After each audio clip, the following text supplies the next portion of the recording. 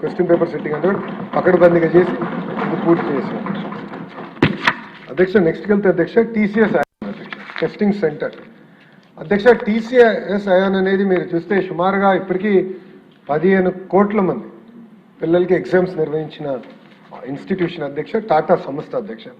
మీరు చూస్తే including IIT, IIMs, మన ఎయిమ్స్, దాంతోపాటు ఏపీపీఎస్సీ, యాప్షీ, ఇన్ఫాక్ట్ ఆంధ్రప్రదేశ్ హైకోర్టు ఎగ్జామినేషన్ కూడా టీసీఎస్ అయాన్ ద్వారానే జరుగుతుంది అధ్యక్ష. సో ప్రీ ఎగ్జామినేషన్ కానివ్వండి, డ్యూరింగ్ ఎగ్జామినేషన్ కూడా కానివ్వండి, పోస్ట్ ఎగ్జామినేషన్ మొత్తం online mechanism with audit trail. So ఒక ఆస్పిరెంట్ ఒక ఎగ్జామినేషన్, డ్యూరింగ్ ఎగ్జామినేషన్ కూడా ఎంత టైము, ఏ క్వశ్చన్ పైన ఉన్నారు, ఏ సమాధానం చెప్పారు, స్క్రీన్ క్యాప్చర్తో సహా మొత్తం డేటా టీసీఎస్ అయాన్ దగ్గర ఉంటుంది. అక్కడ నుంచి మళ్ళీ ప్రభుత్వానికి వస్తుంది అధ్యక్ష. అంతేకాకుండా అధ్యక్ష మొత్తం end to end 256 bit encryption అధ్యక్ష. 256 బిట్ ఎన్క్రిప్షన్ని బ్రేక్ చేయాలంటే బహుశా ఇప్పుడు ఆంధ్ర రాష్ట్రానికి వస్తున్న క్వాంటమ్ కంప్యూటర్ ఒకటే బ్రేక్ చేయగలుగుతున్నాం అధ్యక్ష. అదర్వైజ్ ఆ టెక్నాలజీ కూడా లేదు, ఇంత సులభంగా బ్రేక్ అయ్యే ఎన్క్రిప్షన్ కూడా కాదు ఇది. అలాంటి పకడ్బందీ ఎన్క్రిప్షన్ ఏర్పాటు చేసి ఎండ్ టు ఎండ్ మొత్తం స్కేలబుల్ సెక్యూర్డ్ ప్లాట్ఫామ్ ప్రజాప్రభుత్వం ఏర్పాటు చేసింది అధ్యక్ష. అంతేకాకుండా అధ్యక్ష నెక్స్ట్ వచ్చేగల మీరు చూస్తే ఎన్క్రిప్షన్తో పాటు ఎవరికి యాక్సెస్ ఇవ్వాలి, అంటే వాళ్ళ రోల్ ఏంటి, రెస్పాన్సిబిలిటీ ఏంటి, ఎస్సీఆర్టీలో వాళ్ళకి ఎంతవరకు యాక్సెస్ ఉండాలి. ఇంకో పక్కన అధ్యక్ష యూనిక్ క్వశ్చన్ పేపర్ అధ్యక్ష. ఇది గౌరవ సభ్యులు తెలుసుకోవాల్సిన అవసరం ఉంది. షిఫ్ట్ వారిగా ఎగ్జామ్ జరిగినప్పుడు ప్రతి షిఫ్ట్లో అదే ప్రశ్నలు వస్తాయి, కానీ పక్కన ఉన్న వాళ్ళకి ప్రశ్నలు జంబుల్ అవుతాయి. సో నాకు ఫస్ట్ క్వశ్చన్ వేరు, నా పక్కన ఉన్న వాళ్ళకి ఫస్ట్ క్వశ్చన్ వేరు. ఆ జంబ్లింగ్ మెకానిజం వెనకాలకి వెళ్ళాలమ్మా, జంబ్లింగ్ మెకానిజం ఉంటుంది అధ్యక్ష. అందుకే యూనిక్ క్వశ్చన్ పేపర్ మేము అందజేసాం అధ్యక్ష. So that though paper is identical, questions are identical in that shift, but paper jumbling అనేది జరుగుతుంది అధ్యక్ష. అది మేము ఏర్పాటు చేసాం. దాంతోపాటు అధ్యక్ష మొత్తం ఆడిట్ ట్రైల్ నేను ఇప్పుడు చెప్పినట్లు డేటాబేస్కి యాక్సెస్ ఎవరు తీసుకున్నారు, ఎప్పుడు తీసుకున్నారు, ఎలా తీసుకున్నారు మొత్తం మాకు తెలుస్తుంది అధ్యక్ష.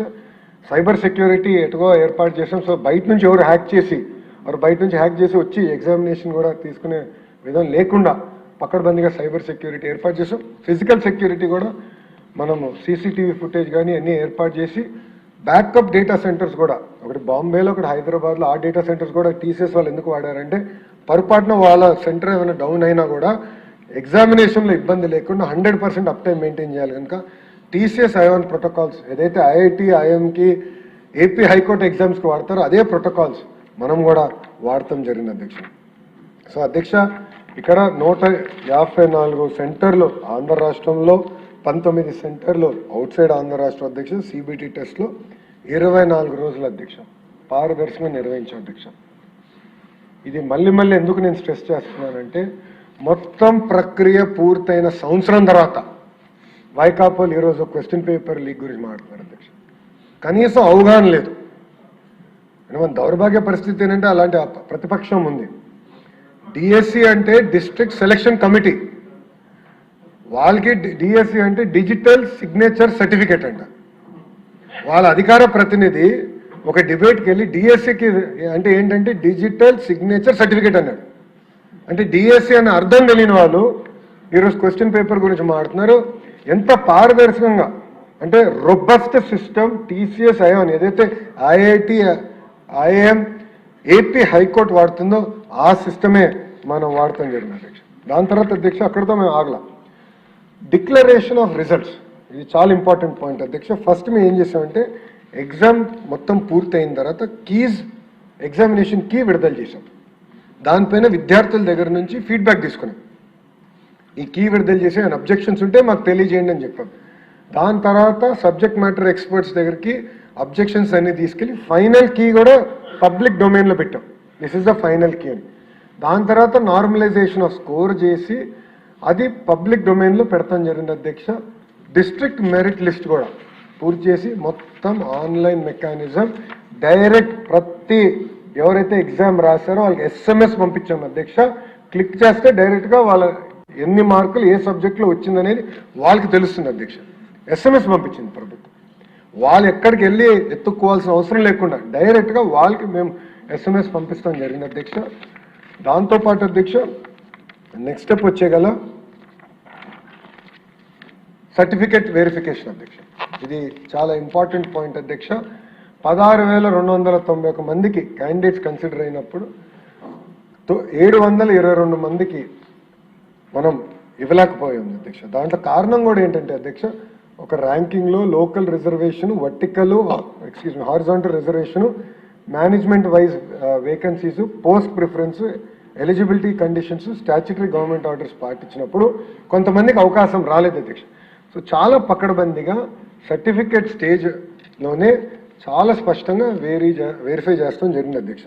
ఇక్కడ కూడా అధ్యక్ష గౌరవ సభ్యులు తెలుసుకోవాల్సిన అవసరం ఏంటంటే, కాల్ లెటర్ ఇచ్చినప్పుడు చాలా స్పష్టంగా చెప్తాం అధ్యక్ష, సర్టిఫికేట్ వెరిఫికేషన్ తర్వాతనే కన్ఫర్ అవుతుంది. It is all subject to this verification. చాలా స్పష్టంగా చెప్తాం జరిగింది అధ్యక్ష. దాంతోపాటు అధ్యక్ష ఇప్పుడే గౌరవ సభ్యులు కూడా చెప్పాను, ఇక్కడ గ్రీవెన్స్ రిడ్రెసల్ వర్టికల్ హారిజాంటల్ రిజర్వేషన్కి వచ్చేగల అధ్యక్ష, ఇది యాక్చువల్ ఒక స్లైడ్ తయారు చేశాం. బస్సుని ఉదాహరణగా తీసుకుని ఎంతమంది ఎక్కారు, దాంట్లో ఏ కమ్యూనిటీకి చెందిన వాళ్ళు అంటే ఎస్సీ సోదరుల రిజర్వేషను, బీసీ సోదరుల reservation, economically weaker section reservation అంతా చేసిన తర్వాత అది వర్టికల్ అవుతే హారిజాంటల్కి వచ్చేగల ప్రత్యేకంగా డిసబిలిటీస్ ఉన్నవారు, స్పోర్ట్స్ కోటాలో ఉన్నవారు, అదంతా హారిజాంటల్ రిజర్వేషన్ చేయాలి అధ్యక్ష. It's very very complicated point based system అధ్యక్ష. గతంలో ఎలా ఉండేదంటే ఒక ఫిక్స్డ్ రాస్టర్ పాయింట్ అనేది ఉండేది అధ్యక్ష. అది ఆధారంగా తీసుకుని కానీ మనం నోటిఫికేషన్ ఇచ్చుంటే నోటిఫికేషన్ కోర్టు కొట్టేసేది అధ్యక్ష. ఎందుకంటే జడ్జిమెంట్స్ చాలా క్లియర్గా ఉంది. కమ్యూనిటీ బేస్డ్ రాస్టర్ ఇంటిగ్రేషన్ చేయాలి, వర్టికల్ హారిజాంటల్ రిజర్వేషన్ చేయాలి, ప్రతి క్యాండిడేట్ని ఆ రిజర్వేషన్లో మీరు ఫిక్స్ చేయాలని చాలా స్పష్టంగా సుప్రీంకోర్టు జడ్జిమెంట్స్ ఉన్నాయి కనుక అది మేము ఫస్ట్ టైం, నేను ఇప్పుడే చెప్పినట్లు భారతదేశంలో ఫస్ట్ టైం డిఎస్సిలో అది నిర్వహించిన ఏకైక ప్రభుత్వం ఎన్డీఏ ప్రభుత్వం అధ్యక్ష. ఇది అయిన తర్వాత అధ్యక్ష గ్రీవెన్స్ రిడ్రెస్. గౌరవ సభ్యులు చెప్పినట్లు 33,830 గ్రీవెన్సెస్ ప్రతి క్వైరీస్ వస్తే హెల్ప్ లైన్ ద్వారా కాల్ సెంటర్కి వచ్చినాయి అధ్యక్ష. అన్నిటికీ సమాధానం చెప్పాం. దాని తర్వాత అధ్యక్ష ప్రత్యేకంగా ఒక గ్రీవెన్స్ రిడ్రెసల్ మెకానిజం పెట్టాం అధ్యక్ష. అంటే zone level, state level, final appellate authority, ఇట్లా 3 లెవెల్స్ 3 స్టెప్ ప్రాసెస్ పెట్టుకొని జోనల్ లెవెల్లో కొన్ని డిస్పోజ్ అయిపోయినాయి అధ్యక్ష. జోన్ లెవెల్లో డిస్పోజ్ అయిన ఎవరికైతే సాటిస్ఫాక్షన్ లేదో వాళ్ళు స్టేట్ లెవెల్కి వచ్చారు, అది రివ్యూ చేశారు, అది డిస్పోజ్ అయింది అధ్యక్ష.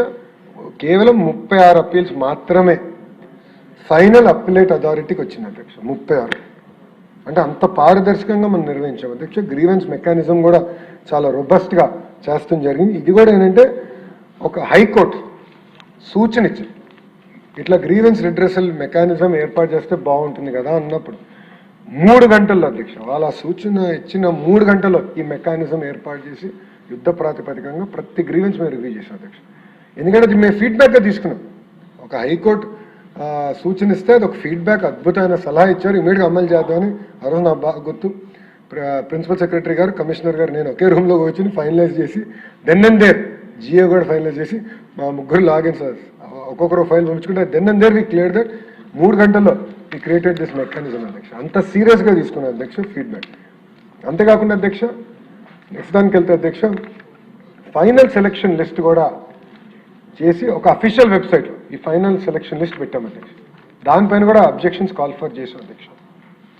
సో ఎక్కడ రహస్యంగా చేసింది కాదు ఇది, ప్రతి ఎవరైతే పిల్లలు ఎగ్జామ్ రాస్తారో వాళ్ళందరికీ మెసేజ్ పెట్టాం ఎస్ఎంఎస్ ద్వారా, ఇది మీ రిజల్ట్స్ అని చెప్తాం జరిగింది. దాని తర్వాత మొత్తం ఫైనల్ లిస్ట్ కూడా వెబ్సైట్లో పెట్టాం అధ్యక్ష. సో వాళ్ళ అధికారుల చుట్టూ తిరగాల్సిన అవసరం వాళ్ళు హాయిగా వాళ్ళ ఫోన్లో చెక్ చేసుకోవచ్చు, వాళ్ళ ల్యాప్టాప్లో చెక్ చేసుకోవచ్చు, వారి కంప్యూటర్లో చూడొచ్చు. అంత పారదర్శకంగా పెట్టి దాని తర్వాత అపాయింట్మెంట్ ఆర్డర్స్ ఇచ్చి ట్రైనింగ్కి తీసుకెళ్ళాం అధ్యక్ష. అంటే ఎగ్జామినేషన్ నిర్వహించిన దగ్గర నుంచి ఫైనల్ ట్రైనింగ్ వరకు ఒక పారదర్శకంగా ప్రజాప్రభుత్వం డిఎస్సిని నిర్వహిస్తాం జరిగింది అధ్యక్ష. ఎక్కడ కానీ షార్ట్ కట్టో లేదంటే ఒక స్టెప్ మిస్ అవుతాం జరగలేదు. ఎస్, 148 రోజుల్లో పూర్తి చేశాం. బహుశా భారతదేశంలో ఏ ప్రభుత్వం కూడా చేయలేదు. ఇది మన ప్రభుత్వమే, ప్రజాప్రభుత్వమే చేసింది అధ్యక్ష, నాకు ఎలాంటి సందేహం లేదు. కానీ ఎక్కడ ఒక్క స్టెప్ కూడా మిస్ అవ్వకుండా ఆస్పిరెంట్స్కి అభ్యర్థులకి అనేక సార్లు అవకాశం కూడా ఇచ్చాం అధ్యక్ష. సో ఫీడ్బ్యాక్ తీసుకునేదానికి అధ్యక్ష. అధ్యక్ష ఇక్కడ కొంచెం ఒక ఇంపార్టెంట్ ఇష్యూ ఉంది అధ్యక్ష, అది స్పోర్ట్స్ కోటా. స్పోర్ట్స్ కోటా గురించి అనేక ఆరోపణలు ప్రతిపక్ష పార్టీ చేస్తుంది అధ్యక్ష. దీంట్లో మీరు చూస్తే టీమ్ 11 ఆరోపణలు చేస్తుంది, టీమ్ 11 ఆరోపణలు చేస్తుంది.